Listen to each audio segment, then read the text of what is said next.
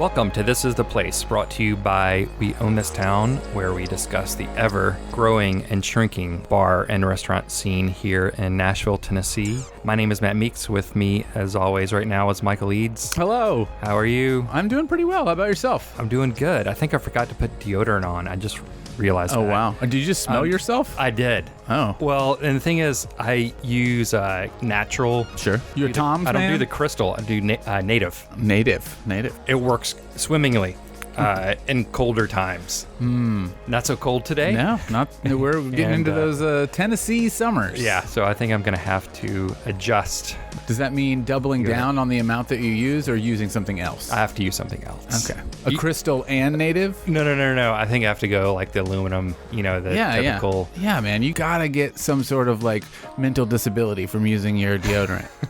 That's what you want. You want to get Alzheimer's. Sure. Because you don't want your armpits. You don't want to stink.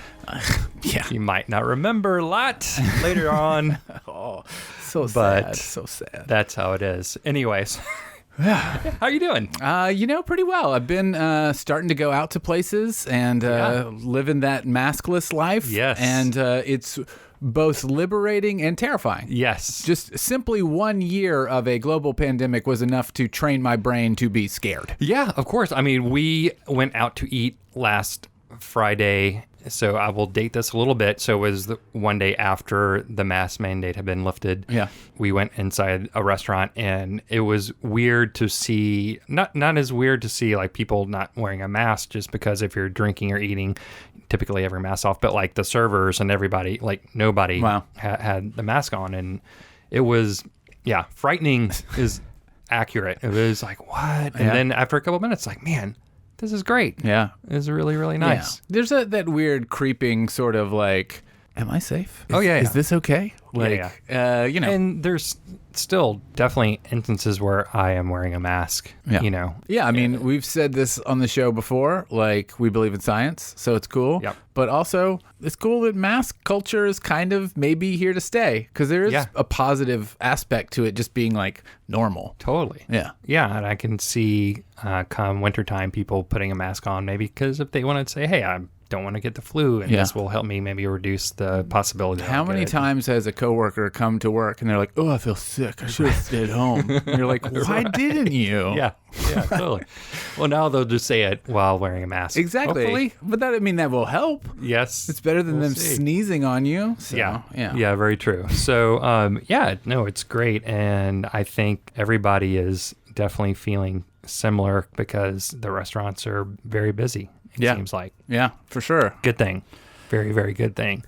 So, openings. Yeah, you got any? I got a couple of things I want to talk about. Same. Why don't you go first? Okay, well, the first thing that I read about recently that you may also have on your list is a place called The Wash. I heard about it, but that was not one of my I've places. seen it making the rounds on the like Food Bites blog and the eateries. Yeah. Apparently, it's an old car wash on Gallatin Road that's been completely renovated and modernized and will have 6 international eateries inside of it. Right. Including Soy Cubano, The Pokey, Tootsie Lou's Tacos, and more. Tootsie Lou's. Yeah. So are those establishments that are already in existence? Yes. Yeah. I mean, as far as I know, I know Soy Cubano definitely exists. Yeah, that name sounds familiar. Mm-hmm. I'm not familiar with The Pokey, but it kind of sounds familiar. Yeah. So I don't know. I literally read maybe the first paragraph. Yeah. So what's up with it? It's a car wash. Yeah. And it has restaurants in it. Right. So they have to be like very small establishments. Well, from the render that they showed in the article and from my understanding of having this many restaurants in a place, it will be very similar to Hunter Station. Okay. Right. It's like the Hunter Station has a lot of restaurants in it, but they're kind of all one space. Yeah. So sure. It'll be the same thing. And maybe this will have a huge pavilion to where you can go outside and eat. Probably some hoses where you can wash each other off, after you eat. Awesome. Yeah. Awesome. Sponges. Yeah. Can't lose that. Yeah, definitely. Yeah. And it's funny when those things happen where this is a mall, this is a food court. We're talking about a food court, like a freestanding food court. So you've taken something that was once immersed in mall culture, which is not cool anymore, plucked it out of mall culture. Stranger Things is trying to bring it back. Yeah, that's true. I never made it to that season. Couldn't do it. Oh, you didn't? Couldn't do it. Stop caring about those kids. Those kids and the changes they go through. I get it. Anyway. Yeah. So the Wash, looking forward to it. I don't have on Gallatin Road. Somewhere. Yeah, I don't have I think it just came out. A launch date. But the article was just published the other day. So. Yeah. Well, that sounds exciting. Yeah. Get a variety of places in one place. I really like Hunter Station. I didn't mean for it to sound like I was hating on it. I think it's like it too. Really cool to go in there and be able to like try a bunch of different stuff and like maybe I want some fries from this place and I want something else from this Very good place. for the families. Yeah, it's great. Yeah. So and I like the outdoor eating, and I think Hunter's is even expanding into that second building, so there'll be even more stuff over there. So it's a cool new trend that I like. I can get behind it. Yeah, for sure. Cool. All right, so this is just it's not a new restaurant, but it is a restaurant that is expanding. Okay. I think you've been there maybe before. I don't know. Emmy Squared? Yeah.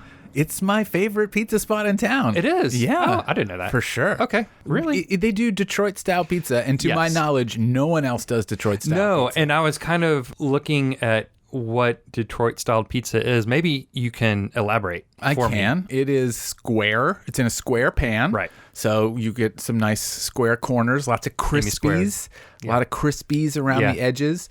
It's thicker than what you would get at just like a Domino's or whatever, but it's not as thick as, say, a Chicago style where you're like, this is gross. This is too much. So it's a really perfect balance of the amount of dough and the toppings, and then the crispy edges are just fantastic. And Emmy Squared does it very, very well. Yeah. I've had it in Detroit, and Emmy Squared does it very well. So. Didn't they open like in Brooklyn? They did originally, or I don't know a lot of history about it. Yeah, I think so. In Bushwick, maybe. Yeah. Okay. So for whatever reason, the one time I went there years ago, I had a burger, so I didn't even have. They apparently have an award-winning burger. They do. It's really good. Yeah. Mickey and I talked about it. I think we did a hamburger episode. And I think he talked about it in depth really, really early on in the series. But this one is opening up in Germantown.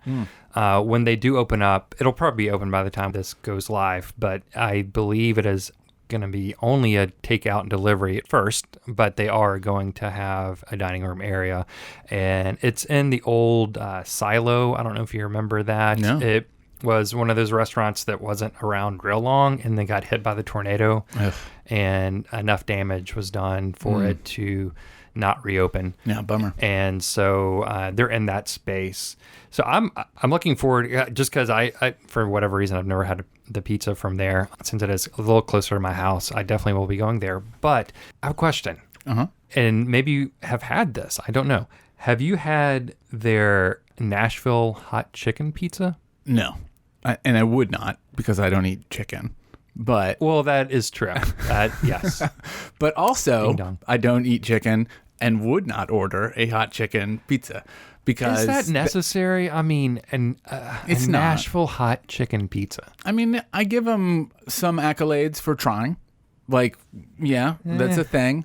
But I don't know. Like, when I did eat meat, I didn't really like hot chicken. I found it oppressive. I found it to be painful. It certainly can be. To eat, and not rewarding the next day whatsoever. Right. Yeah, I mean, I guess. I think they're catering to the people that come in looking for Nashville hot something and can't. Wasn't there an Emmy Squared in Green Hills? Is there still? No, there still is. Okay. I don't know how new the Nashville hot chicken pizza is. I just read that is an option. I'll leave that to you. But I will say, I love the Emmy Squared pizza. I love the Detroit style pizza. Don't come back to me and say, I got the hot chicken pizza and it was gross. That's on you.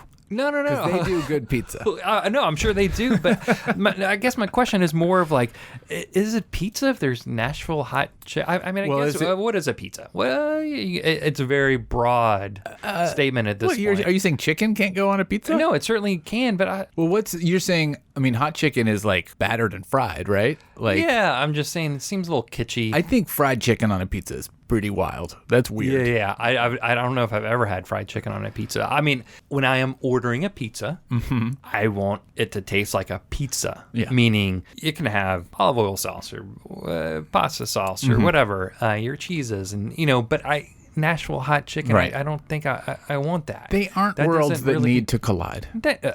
You got that damn right. Another thing, which I'll just really mention quickly, there's a new place opening called Flatiron in Midtown that has Nashville hot fried oysters. Okay. I love oysters. Yeah. why would you put Nashville hot something on an oyster? Like, I just don't get, like, I mean, I do get it. I know it's a thing. But if you want the real deal, get Nashville hot fried chicken. Right. Or get Nashville hot chicken. Yeah. Or Nashville hot catfish. I mean, those are the original. But you're restricting these chefs from expanding into a fusion world where they bring these two items together in an unexpected way. Oh, God, I know. Yeah, I'm definitely limiting them. Yes. So, I mean, are there other cities that are known for a thing and then that thing just rages out of control? There's got to be, right? I'm sure there is. You know? But you got that right, man. It is raging out of control. Yeah, I think it's kind of stupid. Well, I think you nailed it, that it's a tourist attraction, you know? Yeah. Like, it's a way to be like, welcome to Nashville. You like our hot chicken? We got it on an oyster. Right. Like, Yeah, we're not going down to Ewing Street to have that. Well, that place doesn't exist anymore. But, you know. Right. It's like, go, if you really are coming into town, I mean, go to Hattie B's. If you want Nashville. I mean, that's, yeah. You know? That's as tourist friendly as you can get for hot chicken. I mean, I do think you should probably visit like a real hot chicken place. No, you should go to the original. You should go to Prince's. Yes. Anyway. Yeah. I love it. I've never seen you so riled up about a topic and pizza. I haven't seen it. It's great. It's good unless to it's see. in barbecue. It feels like it's maybe ruining oysters and pizza for you. You're like, keep those away. Those are my kids. Keep them away. It sort of is a little bit. Yeah.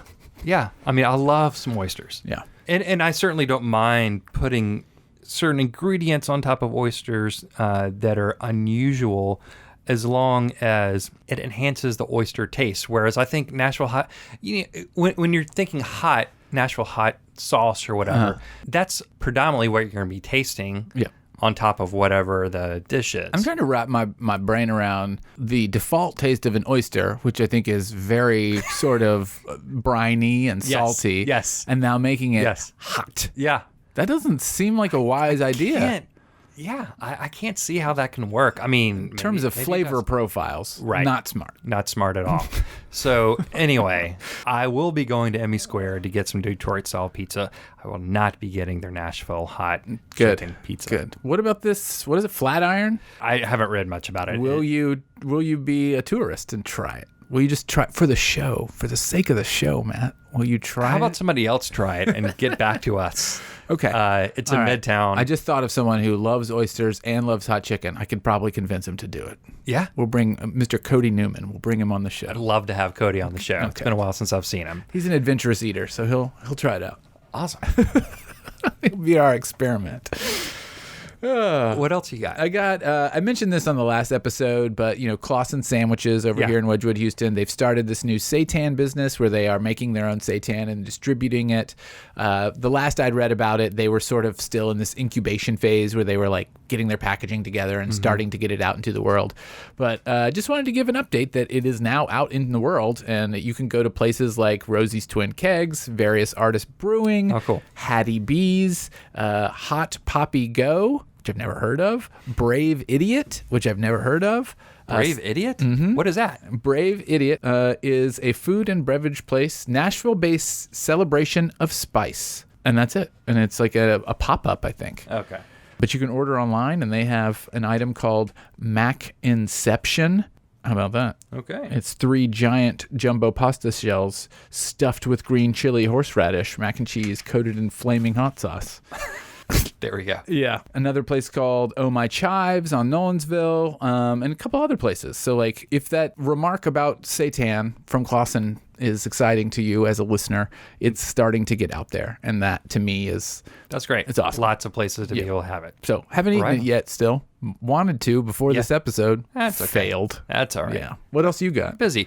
One other place, and I think we established quite clearly on the last episode that we're not going to be going down to the first level. It sounds like you're about to tell me that you... Elevated honky tonk. No. That you have gone to the elevated honky tonk. No. Is that where this is leading? No. Okay. There's a new place that opened on the 3rd floor of 5th and Broadway that just opened. Okay. That is very close to the first level.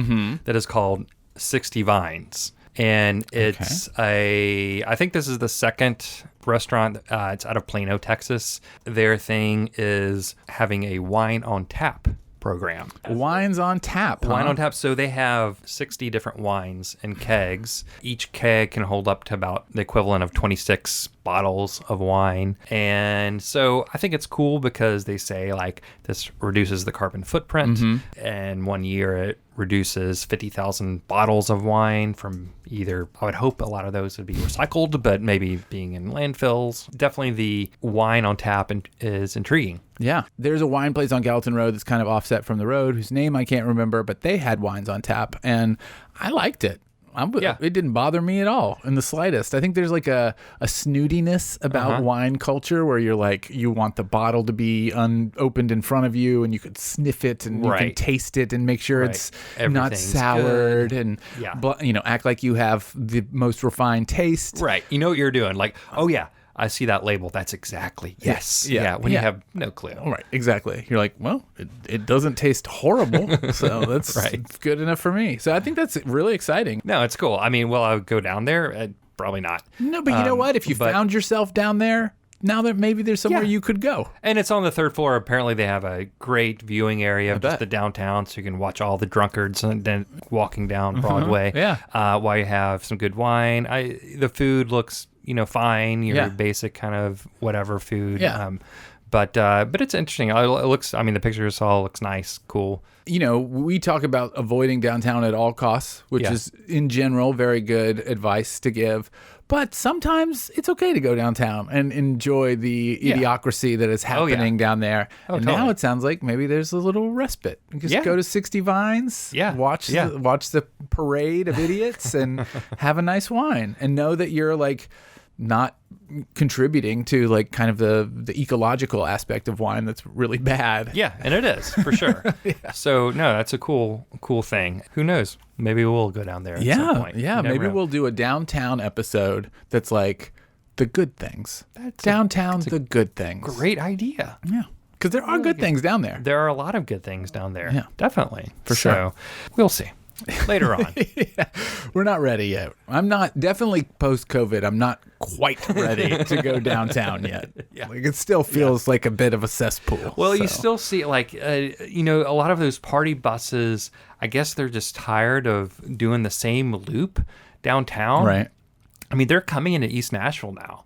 I mean, they're not like deep in East Nashville, but if you're trying to get on an interstate right there at Main Street or Woodland, when I was there last week trying to get down to Franklin, there were 3 party buses all right there, like just turning. So I think it's East Nashville seeping into their route a little bit. Wow. For so sorry. Better or worse. Yeah, I mean for worse. No, for worse. No, it's for worse. Yeah, because if those I don't know what the rules are with the party buses. Could they cruise 5 points? Is that allowed? Well, I don't know why they couldn't. Maybe they're restricted to a certain zone. I don't know. Yeah. I mean, I've really, like I said, I've only seen them kind of right there on 5th and Woodland, not going deep into East Nashville at all. But I mean, I think if it keeps on creeping further and further where they get in 5 points, there's going to be, rightfully so, a lot of people that are going to not be happy about that. Yeah, for sure. So I don't know. We'll see what happens. Oh, crazy times for Nashville. Oh, gosh, crazy times. Yeah. Anyway, what you got? Yeah, so I wanted to start, I don't know when this episode will come out. I'm hoping to get it out in May, depending on the amount of time I have to edit. I mean, it'll be May. Yeah. You were listening to this in May. I'll go ahead and commit to that. May is API Heritage Month, which is the Asian and Pacific Islanders sort of celebratory month. I don't know if you are familiar with all of the terrible things that have been happening in the news to a lot of people from Asian descent. Unless you just don't watch the news at all or don't. So I was listening to one of our fellow podcasts on the We Own This Town network. It's called Into the Wormhole with Larissa and Lauren. It's a Star Trek focused podcast. And the host, Larissa Maestro, is Filipino. Like she's an American. She's born here, but her heritage is that. And they did a whole episode about my favorite Asians on Star Trek. And it was just reeling through all of the different franchises and all of the Asian characters that are in those different episodes of different Star Trek shows. And she mentioned at the end a place called Mama Yang and Daughter. Have you heard of this? Never heard of it. No, I hadn't either. And I looked them up, eatmamayang.com. It's a mom and daughter that are making dumplings and other just like incredible foods out of a place called Citizen's Kitchen. So I learned about two things here that sound amazing. One is Mama Yang and Daughter, which has pork dumplings, mushroom dumplings, veggie dumplings, scallion pancakes, sweet and sour soup, wontons, like very limited and simple menu, but it looks incredible. Couldn't be more authentic, so I'm sure it's great. Right. And it's out of this place called Citizen Kitchen, which is the second thing that I learned. I've seen Citizen Kitchen at Hunter's Station. Yeah, I think I've heard of that. It's like, what is this, like a refrigerator? Right. It's called something. That's sort of weird.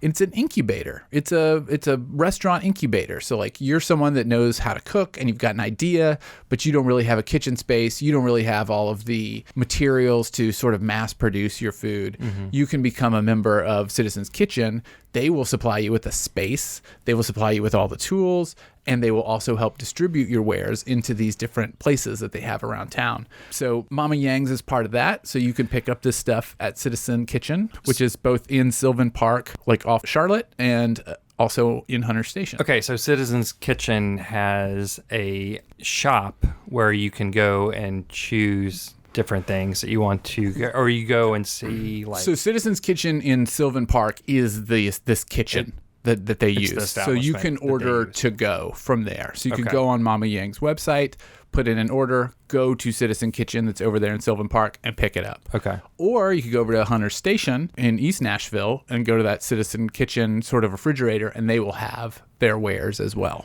I'm intrigued by what you're saying in terms of the Citizen's Kitchen refrigerator. Yeah. So is somebody manning the fridge, or I'm sure you've seen it. It's over, you know, where Hugh Babies is kind of tucked in the corner, and then next to, like across the way from that is Vui's. Yeah. In between is Citizens Market. Yeah. And they have a big refrigerator there, and you can get some coffee, stuff like that. But that's what that is. Okay. So that's like, you can also order food from there, but the stuff that's in that fridge is coming from this incubator. So do you go to like the Citizen Kitchen's website so they show you the options that are available of these different things that they have available in terms of like, here's Mama Yang's and here's this other thing and here's this other thing? Or do you have to follow the individuals on Instagram? You kind of follow the individuals. Okay. Yeah. So like Soy Cubano is a member of Citizens Market. There you go. A ton of places I have not heard of yet that I'm excited to learn more about, that like Fat Belly Pretzel. Okay. Yeah. Okay. I am definitely interested. Grilled Cheesery is part of them. Okay. But I mean, there's a very long list of members here. There's a place called Dinner Bell, whom I know like makes meals that you can get delivered to your house that are all like fresh produce and stuff. Tons of great ideas here that just would not be able to get off the ground without the assistance. This central sort of place. Yeah. It's a really neat idea. I mean, I've seen other incubators around town and like pop-up restaurants. Mm-hmm. Mostly pop-up restaurants is what I've seen. Like a temporary spot for you to use this place's kitchen. But this just seems like, I don't know, it seems a little more dedicated, you know? Now, I haven't actually eaten at Mama Yang's, so I can't give you a review of how the food is. But I can say that I will be ordering it soon because I want to support both the Citizen Kitchen and Eat Mama Yang. And it just so happens that the API Heritage Month kind of led me there. Sure. You know, and I think it's good that we can support these businesses that are owned by non-white people. You can go to the Citizen Kitchen's website and it'll list different places. Yeah, it says a member list at the top. So you can click on the members and check out everybody that they help support. Awesome. Yeah. Well, what do you got? The last week I've been to a place not once but twice. Okay. So you like it? I do like it. And it's called Henry James Bar. Ah, I have heard of. That is located on 3807 Gallatin. So if you are familiar with the Quicksack, it's right there at Stratford and Gallatin. Stratford runs in. There's a brand spanking new stoplight there. Okay. And wasn't this place like a vape place? Yeah. It was a hookah bar, and I believe there were some shootings. Maybe no, there was a shooting there. Yeah, and I think a murder happened. Yeah, murder happened outside. Yeah. And so it closed down. I don't think I don't know exactly why it closed down. I'm sure that had something to do with it. I'm going to say the murder probably had something to do with it. Yeah, probably so. Yeah. And so nothing was there for quite a while, probably because of COVID. But then Henry James, I think it just kind of opened. There wasn't a grand opening. I think it was very low key. I didn't even realize it was open yet. And Mickey actually said, "Hey, let's go to Henry James." And I said, "Oh, is it open?" He said, "Yes." So we went there, and it is, I don't know exactly who describes this, but it is being described as the older crowd Mickey's. Well, it's owned by the Mickey's people, exactly. right? And I think that has obviously something to do with it because it's owned by the guy that runs Mickey's Tap Room, or Mickey's Tavern, rather. Yeah.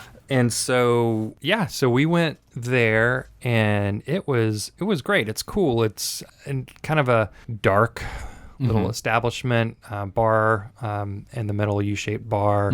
They have some booths around the side, have some darts, pool table, jukebox. I'm looking at pictures of it here online. What does it look like? It looks like Lakeside Lounge. It does resemble Lakeside Lounge. But it's like a classier version of Lakeside. No offense to Lakeside Lounge. That's a sports bar. But no, Lakeside Lounge is not a sports bar. What? No. Isn't Lakeside Lounge, that's the place where you have to knock on the door for them to open? No, that's behind Lakeside Lounge. Oh, what is that? Lakeside Lounge is the old super smoky East Side bar. Oh, okay. Yes. You know what I'm talking about. Yeah. God, we picked a hell of a day to record a podcast when both of our brains are completely fried.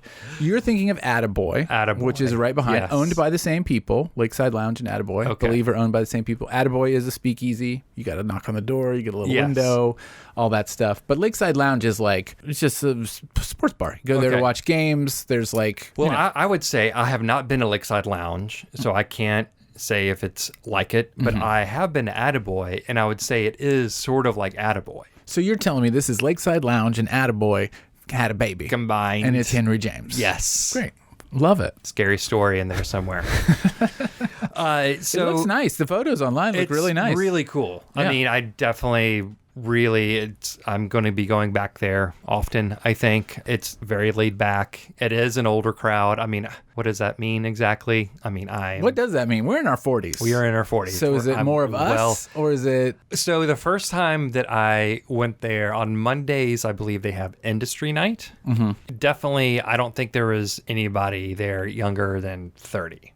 Cool. Okay. I went there again this past weekend on a Friday night, and it was maybe a little skewed slightly younger, but still not much. Yeah. I would say the people that are hanging out are people in their 30s and people in their 40s, maybe people in their 50s. I don't know. Yeah. But it just doesn't skew 24-year-old. Right.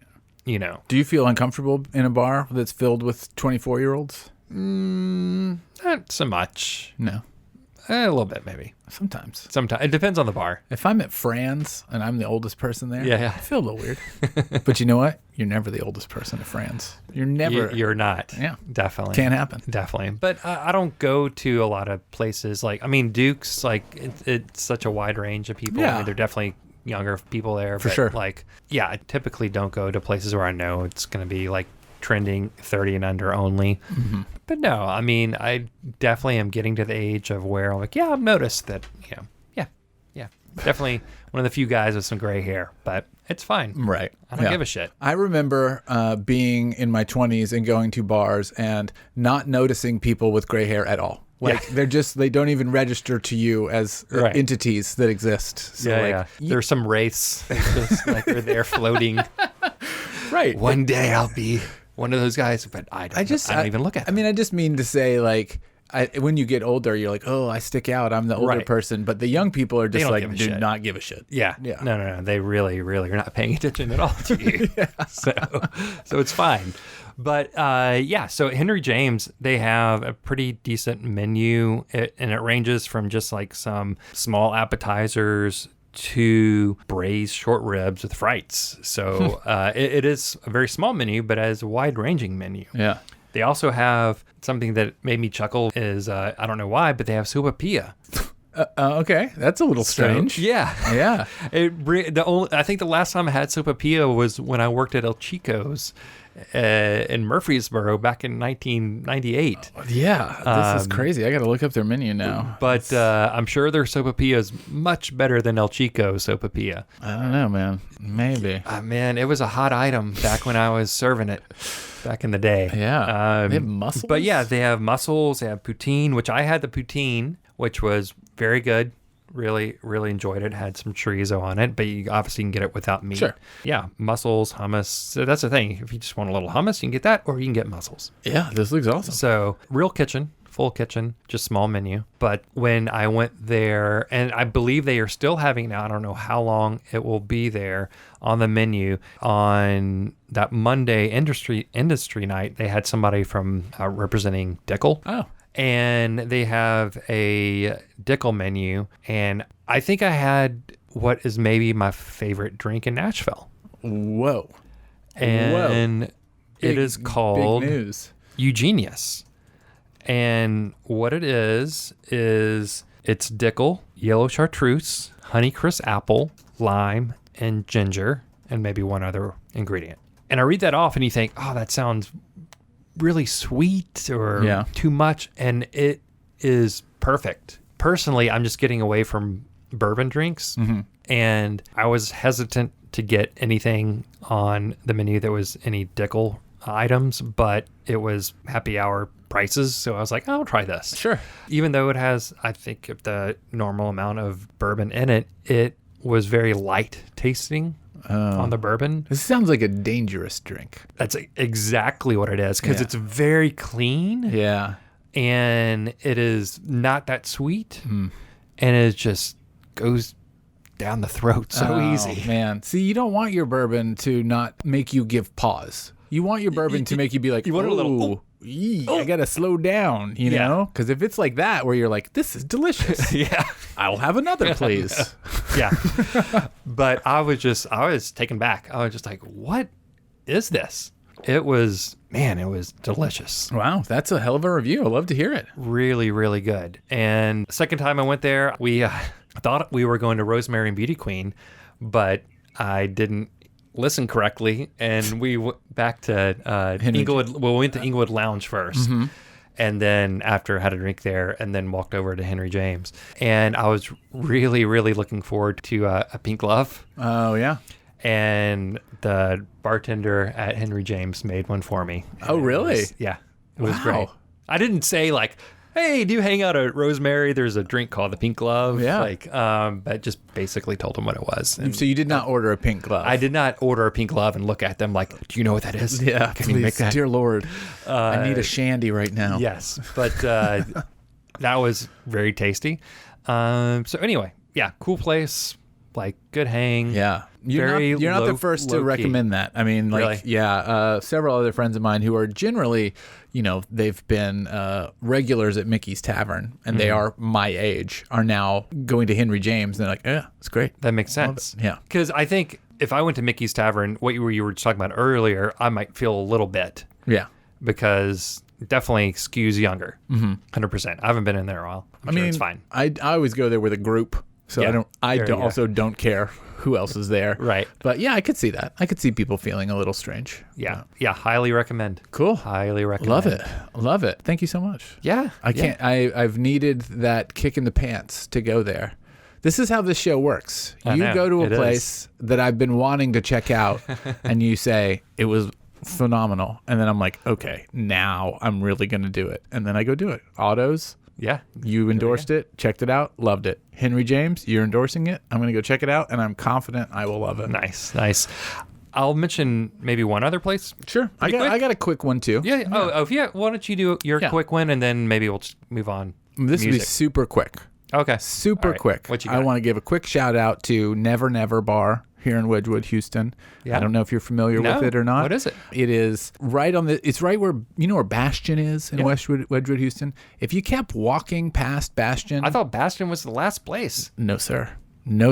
You keep walking past Bastion as if you are about to walk into the woods. Headed it straight to the railroad tracks. 2nd Avenue. Like you're just headed straight to 2nd Avenue.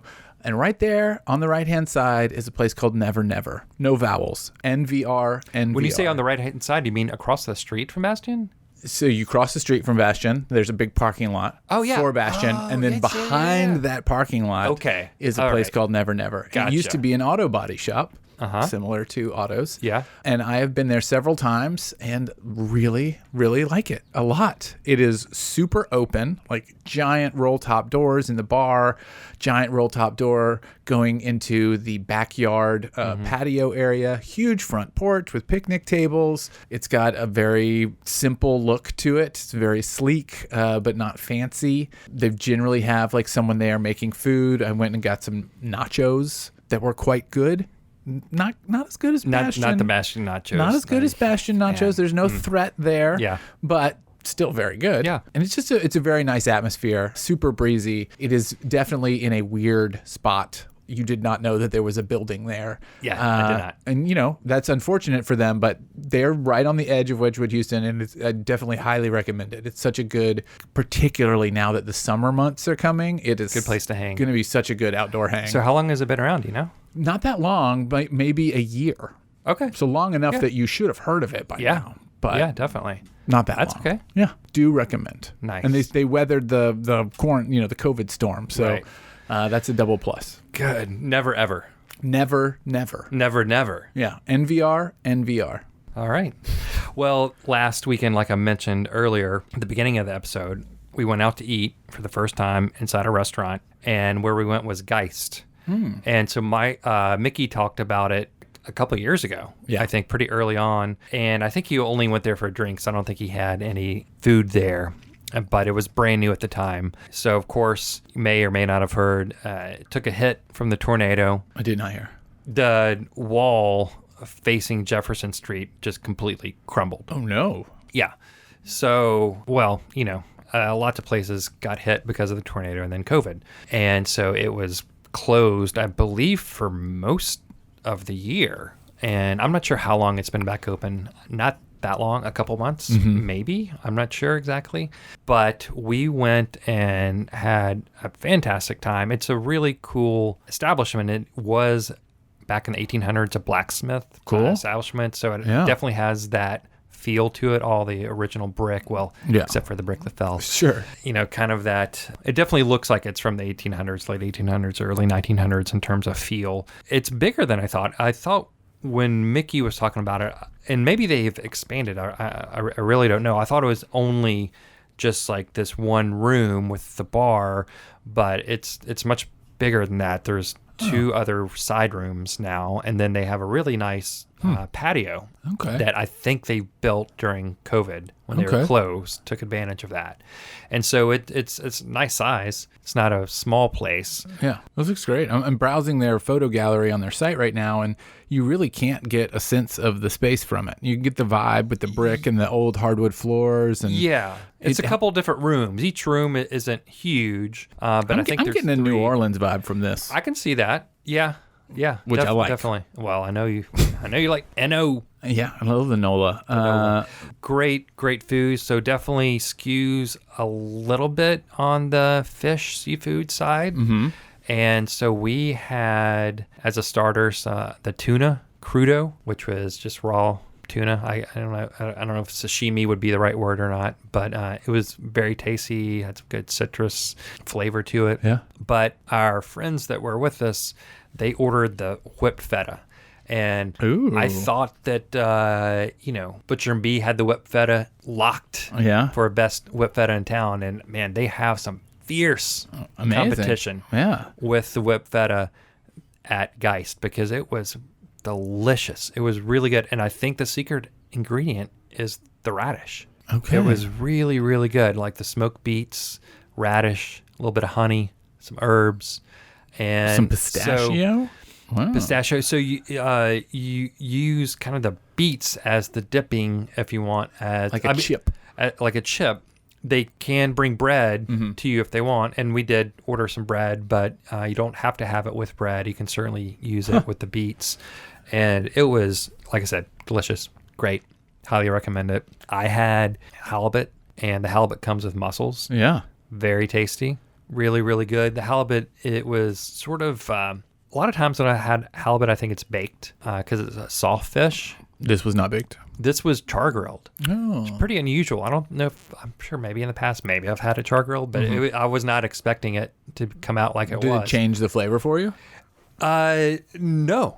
It didn't change the flavor. It was just, but they did it great because it was a little hard on the outside, but still had that really flaky, soft on the inside. So it was great. Yeah. Really, really good. Libby had chicken, which was great. Our friends had fried pork, which I will say was probably the only thing that was like, okay. Okay. It was kind of like a schnitzel. It was a lot of pork. Way too much.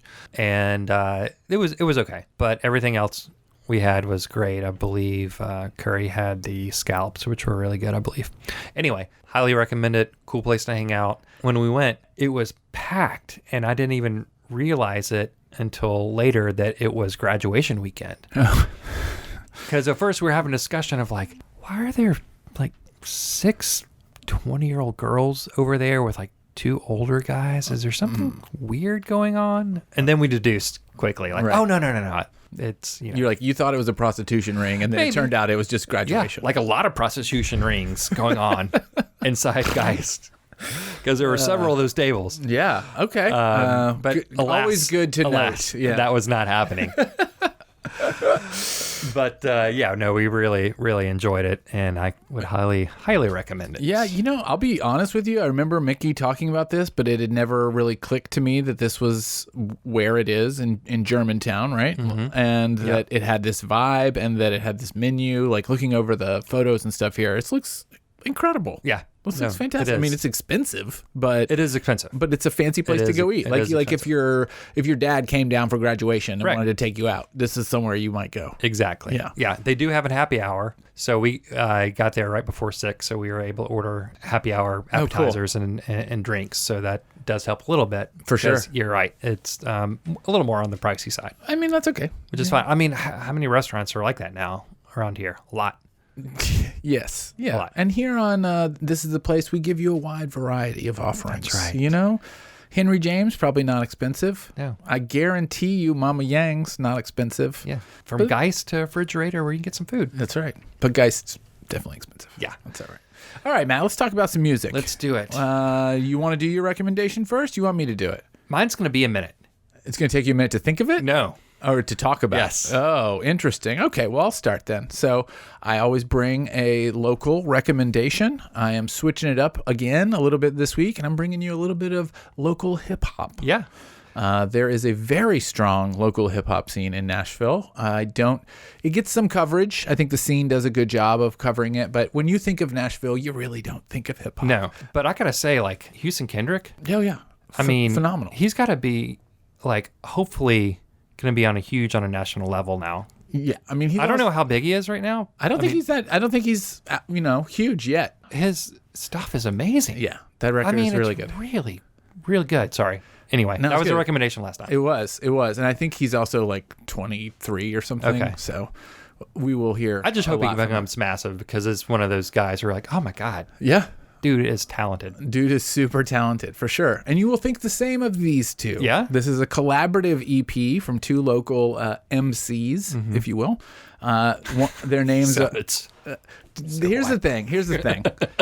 I'm bringing you a hip-hop recommendation. I am a 42-year-old white male that does not have a long history of hip-hop. Right. Like, hip-hop has obviously always been around in my life, but I've never had a hip-hop phase. I've never really, delved into it. Yeah, hardcore. I can't, talk through the different styles and, talk about Ice Cube's exactly America KKK record versus Ice-T's. I can barely give you the history, and I definitely can't speak to the styles and just the different types of beats and all the different scenes. I can barely do that. I'm I'm ignorant, and I'm open about my ignorance. But what I can say is that through that comes when I hear something I like, I just like it for what it is.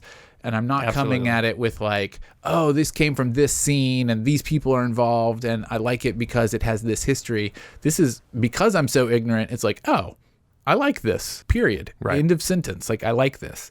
So this is a collaborative EP from two local hip hop artists. One's name is Negro Justice and one's name is Slab. And the EP is entitled Resplendent. Okay, I don't like that name. So it's a collaborative EP between the two MCs, and it's just super solid. They both are like phenomenal with their delivery, like lots of good, amusing, and clever turns of phrase in all of their lyrics. They've selected some incredibly good beats for the music, like lots of horns and interesting drums. So it's not just like, kind of middle of the road. Like there's right. like an organic element to it that's really great. And they both have really interesting vocal cadence as well. So I actually interviewed Negro Justice on an episode of We Own This Town Music recently. He was a blast to talk to. I've been keeping up with Slab for a while now. He has been doing a ton of stuff. These two are just extremely talented, and it was really cool to see them work on something together. And it's just an opportunity to sort of tune in a little bit to the Nashville hip hop scene, which has tons of artists, and they are great. Like, there's a really, really strong hip hop scene. So do you know if these are organic artists? Because the scene here in Nashville, you think of the scene, whether it's, I don't know, country or indie or whatever, a lot of people have moved to Nashville because of the music scene. Is that happening in the hip hop scene here too? Or a bit, but most of the people that I've been keeping up with and been cluing in on are natives. I like that. Yeah. Okay. And they are just like from here. They grew up with hip hop and, discovered it for themselves and are doing it now. And awesome. There's a lot of great producers in town, a lot of great beat makers, and that scene is sort of, it's bubbling up more and more. So it's just, I openly admit that I had not been paying attention for a very long time, even though I ran a podcast that's about the local music scene. I was just completely ignorant to that part of it. Said kind of why. I mean, but now. But now I've made like a willful move to like tune in, and I'm loving what I'm finding. There's a lot of it where I'm like, oof, no clue what's happening here. Don't love this. But there's a ton of it, that's like fine. More than not. That's really impressive. Excellent. So Resplendent from Negro Justice and Slab. I will really check good it out. On Bandcamp. Definitely. Yeah.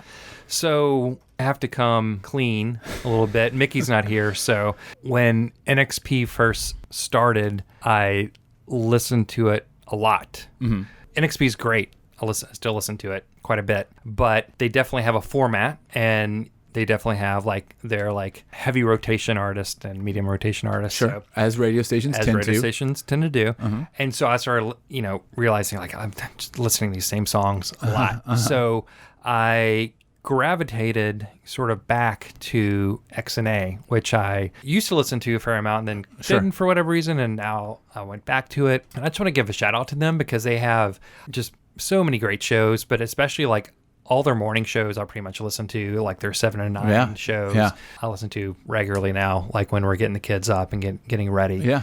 And one show in particular, the Vinyl Plural with Jay Miller, great show. Also Needles and Pins the next day on Wednesday. I love it. I think both of them were playing this band called the Lithics. Okay. Which is a band out of Portland. And that is a band that I'm not going to talk about them. Okay. They, I think, put out one record on K Records. They just put out a new record this past year. I was like, what label was that? And the label was Trouble in Mind. Probably, I don't know if you've heard of them or not. I have. Okay. And so I went to that website and I was scrolling down and I just saw an album cover that it was a saxophone with wires coming out of it. And I thought, what is that? Tell me more. I am immediately going to listen to that. And the name of that artist is Mac Blackout. Mac Blackout. Mac Blackout. Okay. Chicagoan. He's been around for a long time. I think been just doing the work in Chicago with different groups. And he's also an artist. He does mixed media art. And if you go to his website, he does some amazing art, and I was looking through it and I was like, this is awesome, can I get it? But everything pretty much on his website is sold out right now. Is the album cover his work? Yes. Yeah, he does all his own artwork, all his own album artwork. So he does all the music himself. And he is a sax player, but he plays piano, plays drums, does it all. And so it is like free jazz meets tortoise sort of vibe. Instrumental. I think he has other records where he does sing on. This one, the one that he just put out back on November 27th, is called Love Profess. That's the one I'm talking about with the album cover with the sax and the wires. Opening track, you listen to it and it has like this kind of dark, sinister vibe to it that is mixed with some wailing alto saxophone. I know it sounds great, right? You do this every time. I didn't mean to. So I was going to talk about the Lithics, which is just like straight ahead post-punk, really great band. And then I heard this and I was like, what the hell is this? Every episode, you come in here with some artist and you start throwing around these adjectives that are absolutely insane. So the first track kind of feels like low era David Bowie, kind of instrumental with a little the jazz stuff thrown in. Yeah. The second track feels like it's again the free jazz, just but not crazy free jazz, just a little bit on top of like an OMD record. Keep going. Yeah. And then like the next track, he kind of feels like he's going more in a, I don't know, Kraftwerk sort of motoric vibe, and then has some Cecil Taylor freak out piano jazz on it. Yeah, those are things you would bring together. It's like pizza and Nashville hot chicken. That's Kraftwerk and piano freakouts. Right. Yeah. So so that's kind of what I got. That and it's I think it's amazing. No, look, you brought in what was that band that you brought in last week? Black Country New Road. Yes, and I was like staring at you with this exact face that I have right now, and I bought that record after you recommended it, and I've listened to it a bunch, and it's great. It's awesome. And I don't know if it's because we've been friends for a long time and we just have musical tastes that align, or if you are just able to describe something insanely and it's good. It works. And it's good and it works. Yeah. So I'm 100% going to check this out. I have zero doubt that I'm going to love it. It reminds me a little bit. Do you remember the local artist, Rich Ruth? Oh, yeah, of course. So it definitely, like, sax is a little bit like, I don't know if you listen to his record. Yeah. It kind of that reverby sax where Rich Ruth doesn't go out far into the realm. I mean, I believe he plays guitar, so yes, there's not really guitar on where, like, Rich Ruth might be doing some guitar stuff on here. He's doing more of the sax stuff. Yeah. And Rich Ruth kind of sounds like veers a little more new agey, spacey, I'd say. Yeah, for sure. Lighter. This is more darker. Yeah. But also beautiful at the same time. Yeah. So anyway, if that helps at all, we gotta get you your own podcast where you just review these things. It's 5-minute show. 5-minute show. You just come and bring us something every episode that's this insane. I'll do it. Okay. I love it. I can't wait to hear it. Yeah, but check out, I believe, MacBlackout.com for the art as well, because super cool art. And also a lot, and this is the only thing I've listened to that he, I think, has a lot of stuff that he's put out over the years. Cool. Yeah, I mean, it'll definitely be linked in the episode description for anybody listening, so you'll be very easily able to jump to his site, and probably it's probably on Spotify or something, so I can link to that. Yeah, it's Bandcamp. Or Bandcamp. I'll link to it on Bandcamp. Yeah. Always choose Bandcamp. Yes. For sure. Yeah, definitely. So, yeah. Man, free jazz meets tortoise with David Bowie's low, dark, sinister saxophone transitioning into Piano Freakout. Can't wait to hear that record. Yeah. All right. Well, hope you enjoyed the episode, everyone. And remember, eat up, drink up, and if anybody asks, this is the place to be. See ya. Bye.